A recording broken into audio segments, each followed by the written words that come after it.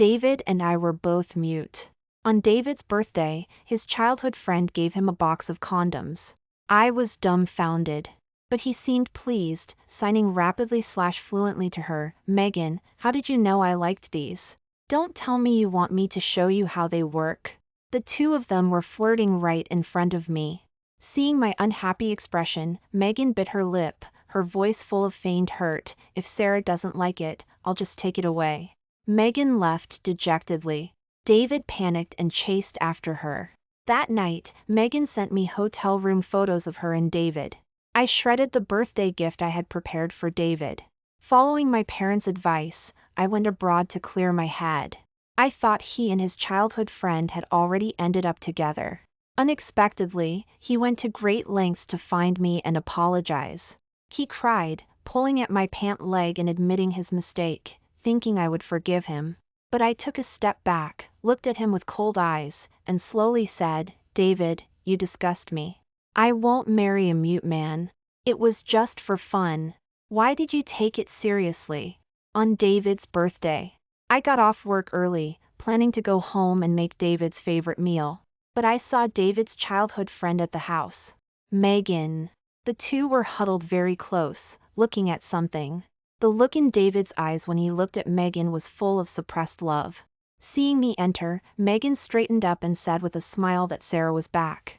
David glanced at me lazily, his eyes impatient as he signed, "Sarah, let me introduce you, this is my friend, Megan." Megan smiled sweetly at me, giving me a playful wink. Then, she took out a beautifully wrapped small gift box and handed it to David. David thought it was perfume, signing, "Why would a grown man like me use perfume?" But Megan said, "You and Sarah can both use it, and we two can use it too," she said, giggling. Avid tore off the outer wrapping, and the condoms spilled all over the floor. Looking at the condoms scattered everywhere, I was dumbfounded. David suddenly laughed. He looked at Megan mockingly. "How did you know I liked this? Don't tell me you want me to show you how it works." Megan's face turned red, and she stepped forward to hit him. The two started roughhousing, completely forgetting I was still there. David even accidentally knocked the cake I had painstakingly made for him onto the floor. I lowered my head and looked at the cake. Seeing my silence, Megan chuckled awkwardly. "Sorry, Sarah, I forgot you were here." Seeing that I wasn't speaking, her eyes welled up with tears. "You don't like me being too close to David, do you? Fine, I'll leave." She left dejectedly. David's face turned red with frustration, and he glared fiercely at me, who was kneeling on the floor cleaning up the cake, signing rapidly/fluently, "Sarah, is it really necessary? Can't you take a joke? It's pouring rain right now. If anything happens to Megan, I won't forgive you." After saying this, he rushed out to chase Megan. I was left alone to silently clean up the mess. Out of the corner of my eye, I saw the photo album I had made for David. I got up and shredded the photo album, my hands trembling slightly as I threw it into the trash can.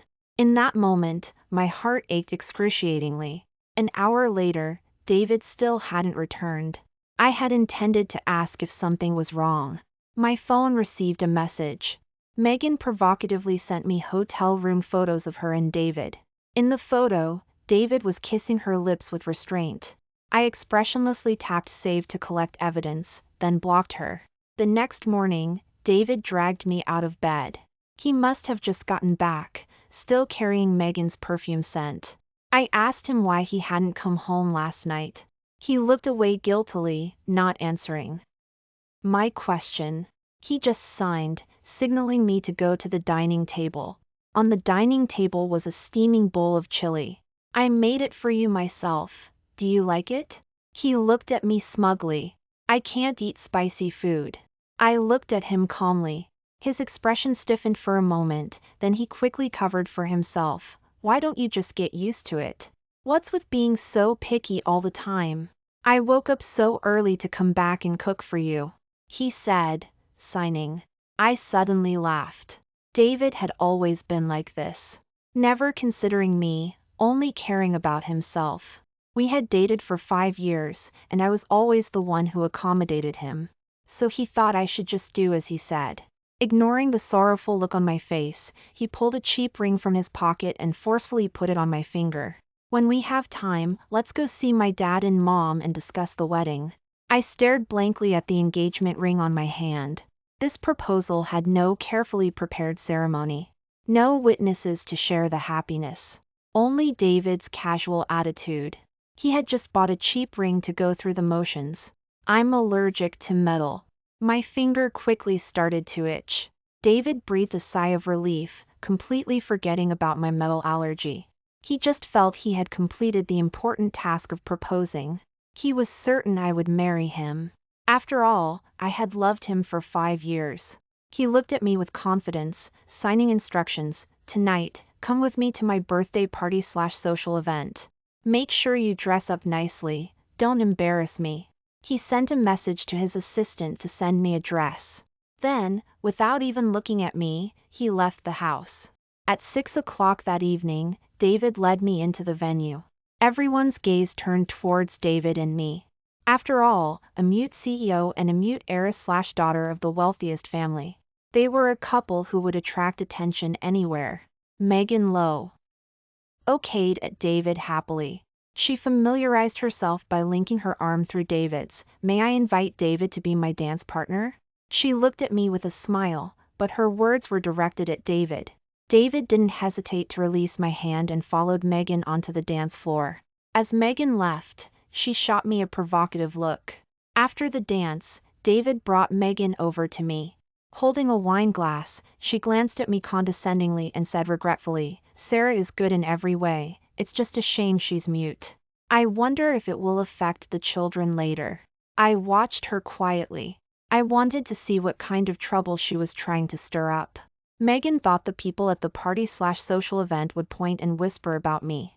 After all, how could a CEO of a major listed company marry a mute bride? But Megan was foolish. She completely forgot that I had the Miller family behind me. I was the only daughter of the wealthiest family in Newport, the Millers. How would they dare to speak ill of me? The attendees at the party/social event all sided with me. What Miss Megan said is a bit out of line, isn't it? Miss Sarah has a good family background and is highly educated. What's wrong with a minor issue? It doesn't affect her future life. Exactly, what unnecessary worry. I heard Megan likes Mr. Davidson, isn't she just sour grapes? I think that's likely. Besides, Miss Sarah is so outstanding, she's more than good enough for Mr. Davidson. Mr. Davidson should be grateful that Miss Sarah condescended to date him. After all, Mr. Davidson was just a poor kid before. The voices of the onlookers pulled me back to the past. When I first started dating David, he had nothing. I stayed with him as he slowly built his company.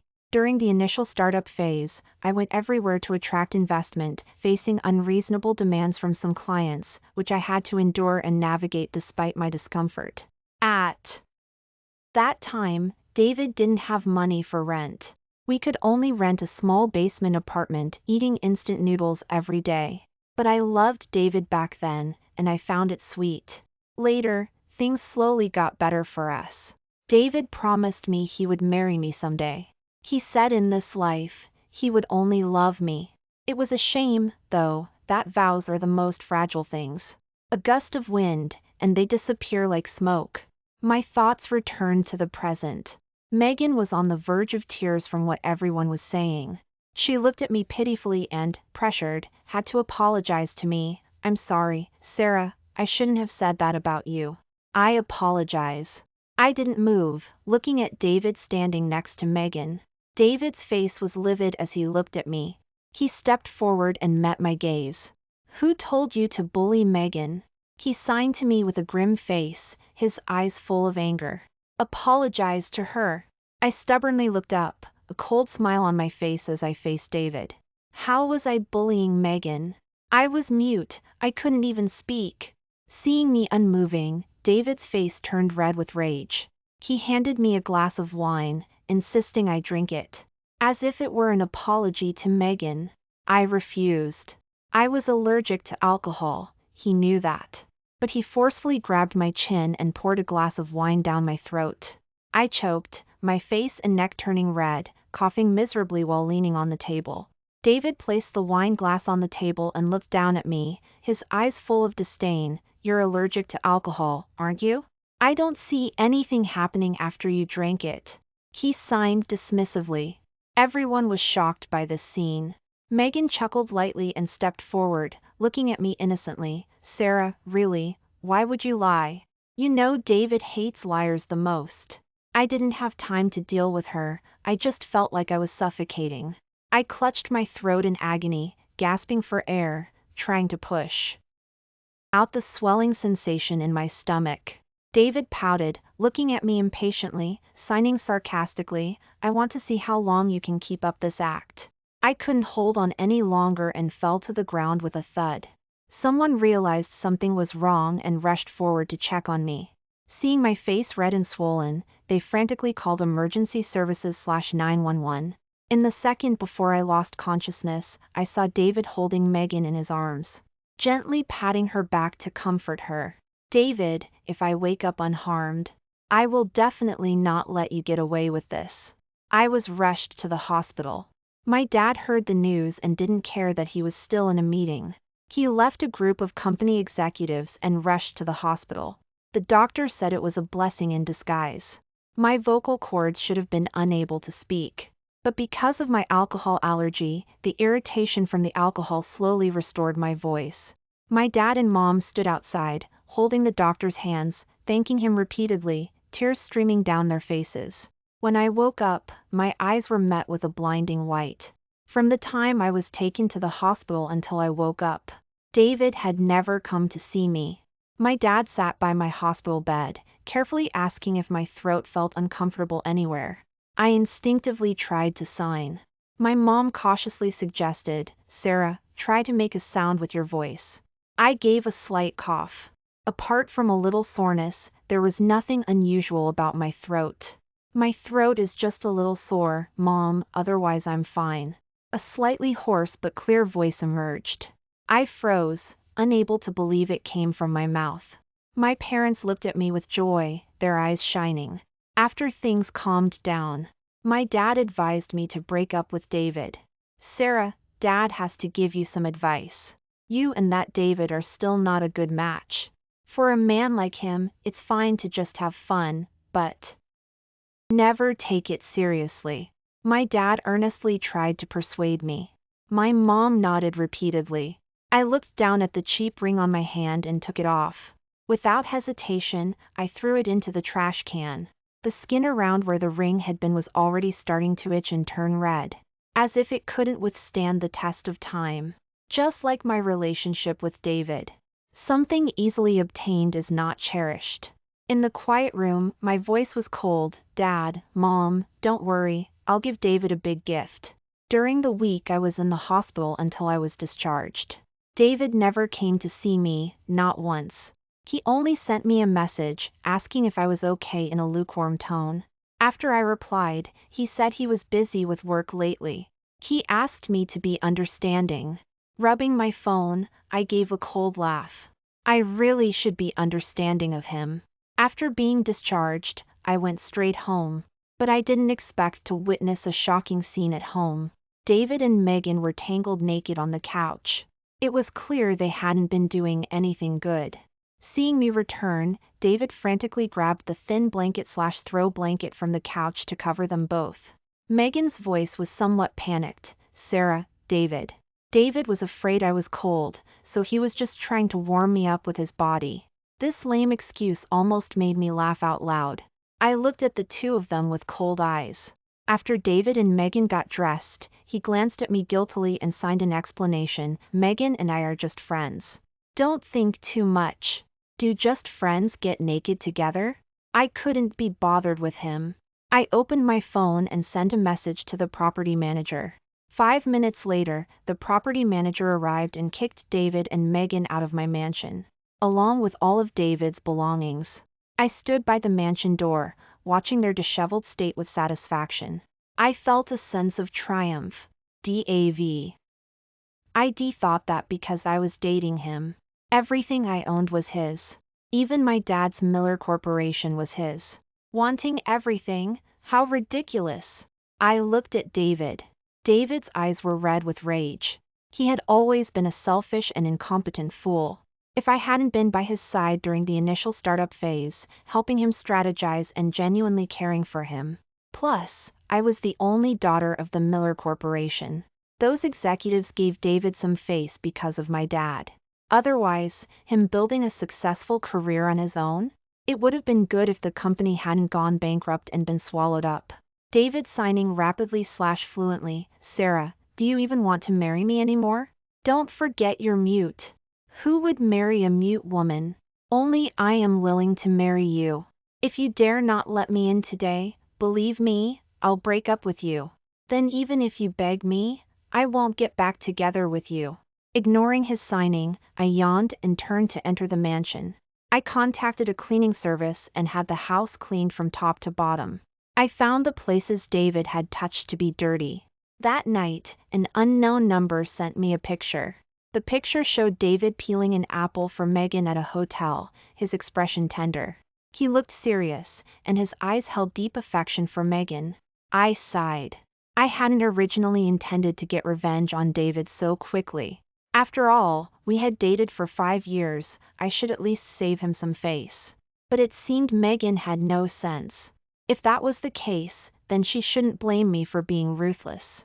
I contacted the other shareholders of Davidson Enterprises and acquired their shares at twice the market price. Now, I was the largest shareholder of Davidson Enterprises. Upon hearing this news, David furiously pounded on my office door. He looked at me with a dark expression. I smiled brightly and calmly told him not to be so anxious. David looked at me skeptically. I signed to him, saying that I would still marry him in the end. What was mine was his. Let alone the shares of Davidson Enterprises, I would even happily hand over Miller Corporation. David was still skeptical. He was suspicious by nature and wouldn't be easily fooled by my words. I took out the share transfer contract. I had already signed it. Just as David reached for it, I calmly withdrew the contract. Don't rush, David. Once I marry you, this contract will naturally be yours. You're currently entangled with Megan, and I'm afraid you might change your mind and not marry me, which is why I kept this as a safeguard. I pretended to be wronged, my eyes welling up with tears. David's expression changed, looking at me somewhat guiltily. Don't worry, I will still marry you in the end. Megan and I are just having fun. Who doesn't like something free? Sarah, no matter what, I'll only marry you in the end. He signed smugly. After all, he was always selfish. If he had to choose between Megan and Davidson Enterprises, he would naturally choose Davidson Enterprises without hesitation. Men are just that selfish, always choosing what is most beneficial to themselves. Davidson Enterprises was that for him. The harsh sound of a glass shattering on the marble floor echoed. Megan looked at David in disbelief. It was clear she had just seen David's signing. I was somewhat curious whether Megan would cut ties with David, or continue to deceive herself and remain entangled with him. Megan knelt down to pick up the glass fragments on the floor. David panicked. Forgetting I was present, he rushed over to check on Megan. She had only scratched herself slightly, but David was already heartbroken. Ignoring that he was still at the workplace, he scooped Megan into his arms and strode towards the CEO's office. As she left, Megan glanced at me. There was triumph, and there was pity. I.S. Uddenly smiled. Megan, this was your own doing. I would no longer be soft on David. I took out my phone and contacted entertainment reporters, sending them the evidence of David's infidelity I had collected over this period. The public is always eager to see the scandals of the wealthy, especially eager to see the spectacle of David and me, two mute individuals. An hour later, the trending topic "Mute CEO Cheats" reached #1. I didn't hesitate to leave Davidson Enterprises and go home. Sure enough, David couldn't find me in the office and started frantically messaging me, demanding to know what I wanted. What did I want? Naturally, I wanted to put all my effort into destroying the work of art I had personally built. David, you have to hold on. Otherwise, you won't deserve the surprise gift I'm preparing for you next. News of David's cheating spread rapidly. Even my dad, who didn't often go online, knew about it. He called me and asked about my plans. At that moment, I was leisurely sipping red wine. Hearing his question, I calmly took another sip of wine, my voice cheerful. Dad, didn't you teach me that you should never be soft on those who betray you? I've always remembered that. I won't let David off easily. I have to torment him slowly, that's much more interesting. Instead of dealing a fatal blow to ruin David, I preferred to torture him slowly. Watching him fall from heaven, little by little, into hell. That's what I enjoyed doing. My dad asked if I needed his help. I had initially thought of saying no. Then I reconsidered. What could be more torturous than giving hope and then personally shattering it? I smiled and said, Dad, there is one thing you can help me with. After hanging up, I leaned back on the couch and scrolled through some short videos. My phone was now full of videos about David's infidelity. Many netizens were condemning David, calling him an ungrateful and disloyal person. Some even used harsh language, cursing him, saying he deserved to be mute, wished him misfortune/cursed him to be alone in this life. I was in a good mood and liked every comment that cursed him. I wondered if David would be so angry he would faint when he saw these comments. Speak of the devil. The doorbell rang. Through the video doorbell, I saw David standing outside the mansion holding a bouquet of roses. Behind him were a group of reporters. At the same time, I received a message from David on my phone. Sarah, will you help me clarify that this is a misunderstanding? I promise, once the misunderstanding is cleared up, I'll marry you right away. I looked at my phone and smiled. Who wanted to marry him? However, I did need to clarify something. Clarify how David forced me to regain my voice. David, I hope you won't disappoint me with your performance when the time comes. I opened the door. David embraced me, then released me and handed me a large bouquet of Ecuadorian roses. In the evening light, his eyes were gentle, his gaze sincere, as if I were the love of his life. David gazed at me deeply. Suddenly, he knelt on one knee and took out a diamond ring from his pocket. His eyes were hopeful, thinking I would accept his proposal. Unfortunately, he was wrong. I took a step back, pretending to be surprised, but I never extended my hand.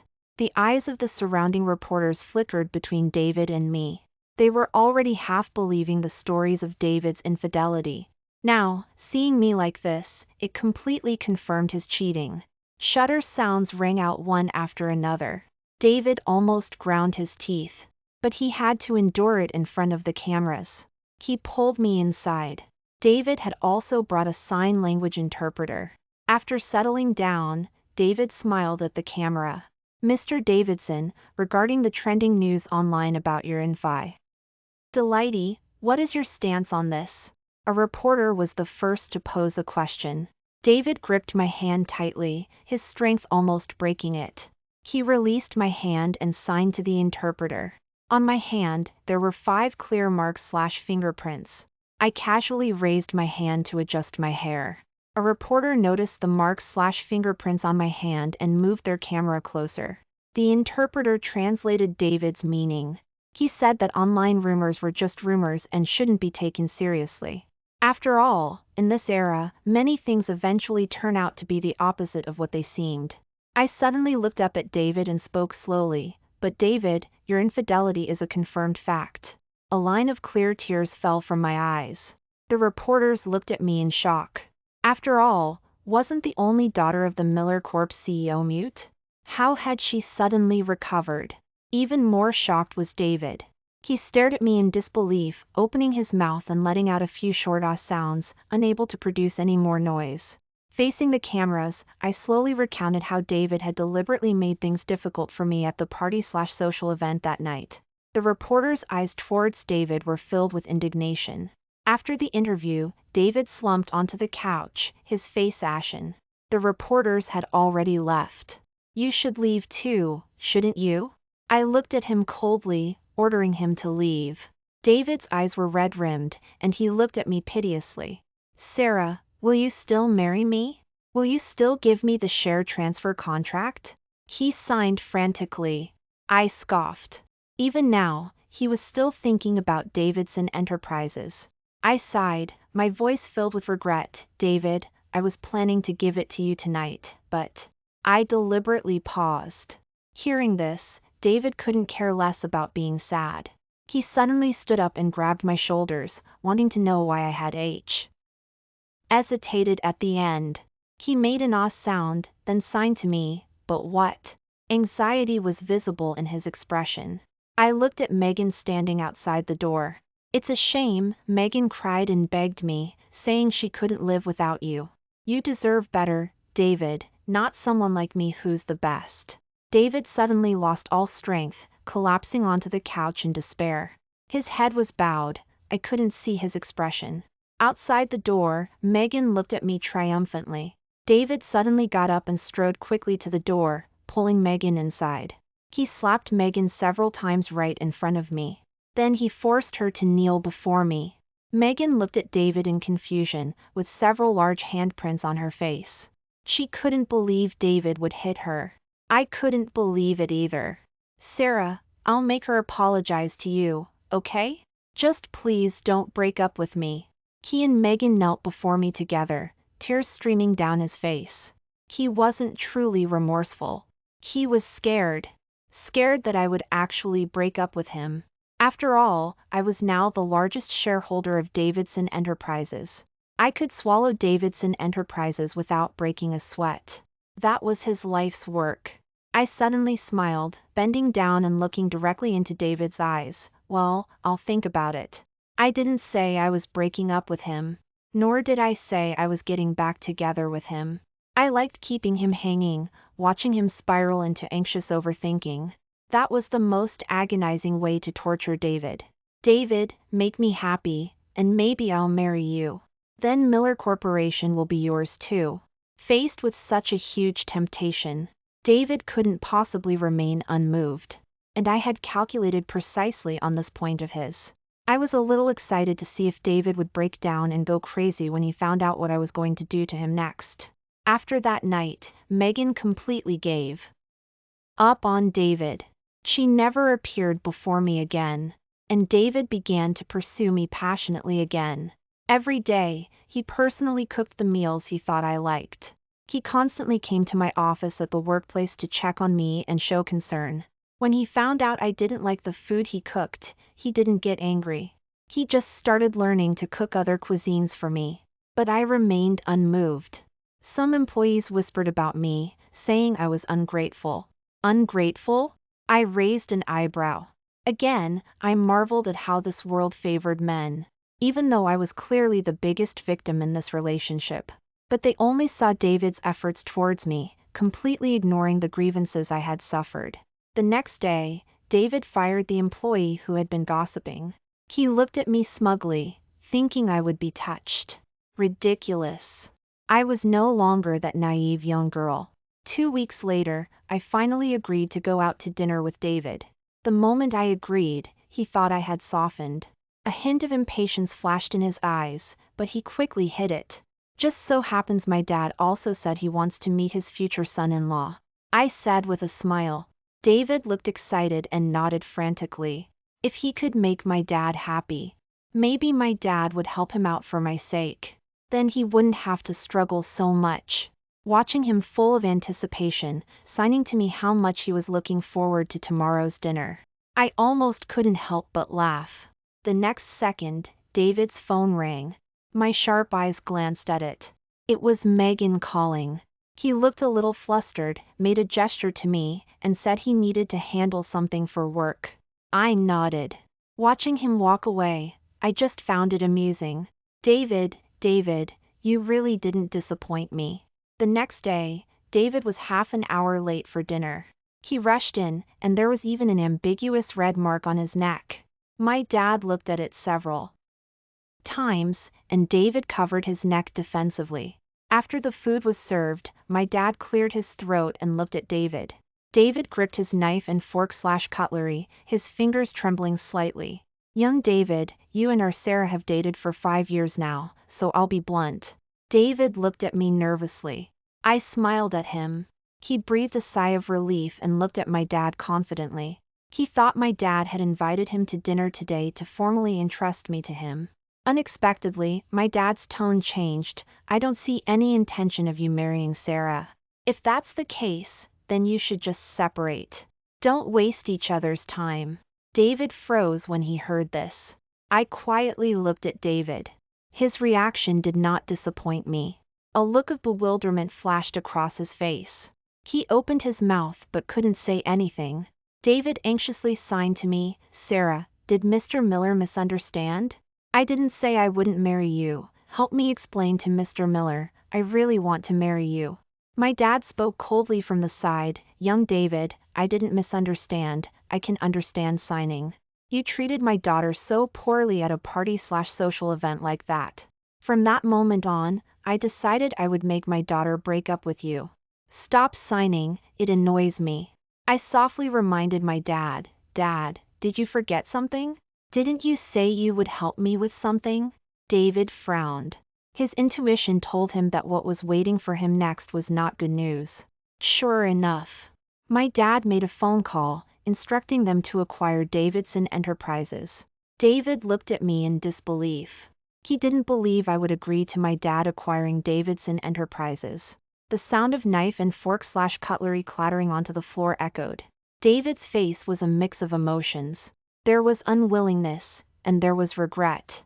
But because my dad was there, he couldn't do anything to me. I chuckled, appreciating David's awkward display. David, you don't still think I'm going to marry you, do you? Dream on. Right now, I'd love nothing more than to crush you completely. The day I went abroad to travel and clear my head, my parents reluctantly saw me off at the airport. As I stepped onto the plane, looking at the boundless sky outside the window, I let out a breath. It was a good thing I had seen David for who he was in time. When I landed in Paris, the weather was fine and sunny. It was a beautiful day. I went to the Notre Dame Cathedral, which I had always wanted to visit. I visited many places, checking them off and taking pictures to remember them. Without realizing it, I stayed in Paris for over a month. As I was preparing to leave Paris for my next travel destination, David found me. At that time, I was outside the hotel, buying essentials for my journey. I felt like someone was following me. The area hadn't been very safe lately, so I was a little wary. I slowly felt for the knife in my bag. Suddenly, someone grabbed my wrist. I turned around, and it was David, whom I hadn't seen in a long time. I used all my strength to break free, maintaining a safe distance from him. Is something wrong? I looked at him coldly, my tone indifferent. David's eyes turned red, and he knelt at my feet, begging me to go back with him. On the busy street, many people looked at him strangely. David, who had always been extremely proud, didn't care about anything anymore. He pulled at my pant leg, signing to me, Sarah, I was wrong. It wasn't until you left that I realized you were the one who truly loved me. Will you come back with me? Let's start over. I looked down at him calmly, taking a step forward. Get up, David. Don't touch me, you disgust me. My voice was steady, my gaze towards David filled with distaste. He was stung by my look and stood up, supporting himself on his knees. Only then I noticed that the ring and pinky fingers on his right hand were missing. Seeing me look at his right hand, he thought I felt sorry for him and signed to complain to me, Sarah, after you left, I sold everything, hoping to start a new company, but I realized it was much harder than I thought. Starting over is so difficult. How did you get through it in the beginning? I regret it, Sarah. Can you forgive me just this once? Just this one time. He looked at me cautiously. The David of today no longer had the arrogance he once possessed. He was as destitute as a beggar, penniless and homeless. What, aren't you going to look for your Megan? I asked him. He said that after Megan saw Davidson Enterprises was acquired, she quickly dumped him and found a sugar daddy/wealthy sponsor. He had once sought out Megan to ask her for some money. Her sugar daddy/wealthy sponsor found out. Megan twisted the facts, saying David had tried to assault her. His right hand was disabled then. He thought I would pity him. Unfortunately, he was wrong. My dad had taught me from a young age not to feel sorry for men. Feeling sorry for men would only make me unhappy. Moreover, after his deception and betrayal, I wanted nothing more than to destroy him. How could I possibly be soft on him? I raised an eyebrow at David. David, what makes you think I'll help you? I'm not a fool. I won't marry a mute man. I was just having fun with you. Why did you take it seriously? I scoffed. My words were like knives stabbing at David. David's face turned pale. Not wanting to watch him signing there, I turned and left, ignoring the urgent sounds coming from behind me. After leaving Paris, I went to many places. I also made many friends. I could talk to them without restraint, no longer having to worry about my inability to speak and having to cautiously please everyone. A year later, I followed my dad's advice and returned to the country to start working with him on company matters. I also gradually learned about David's situation from my dad. David had gone abroad a year ago. After returning to the country, he had become mentally unstable. No one knew what he had suffered. After hearing this, I felt no ripple of emotion. His affairs no longer concerned me. I only wished to live the rest of my life freely and at ease. From now on, the mountains remain, and the rivers flow on. A world of fragrant grass, free and unrestrained.